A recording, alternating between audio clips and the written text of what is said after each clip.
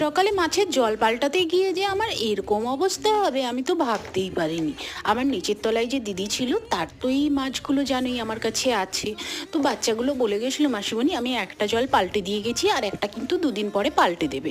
তো আমি ওদেরকে বলেছিলাম কিভাবে পাল্টাবো, ওরা বলেছিল যে একটা বাটিতে জল নেবে, তারপর মাছগুলো ধরে ধরে ওতে দিয়ে জলটা ভালো করে পাল্টে আবার জল দিয়ে দেবে। তো আমিও সেরকমভাবে চেষ্টা করছি, কিন্তু সত্যি কথা বলতে আমি একটা পিঁপড়ে ধরতেও খুব ভয় পাই, তাও অনেকটা সাহস নিয়ে দেখো আমার কি অবস্থা হয়ে গেল। শেষমেশ তো আমি পারলামই না এটা করতে। তখন আস্তে আস্তে কি করলাম, জারটা শুদ্ধ উল্টে জলটা বার করলাম। আর খুব ভয়ে ভয়ে ছিলাম যে মাছগুলো যদি তলায় পাথর আছে চাপা পড়ে যায় কি হবে। যাই হোক, অনেক কষ্টে ফাইনালি আমি জল এখন পাল্টে ফেললাম। এখন কদিনের জন্য বেশ নিশ্চিন্ত আর বেশ ভালোও লাগছে। তো এদেরকে একটু খাবার টাবার দিয়ে দিলাম। চলো ওরা ওদের খাবার খাক। আর তোমাদের ভিডিওটা কেমন লাগলো অবশ্যই কমেন্ট করে জানিও। Tata, bye bye.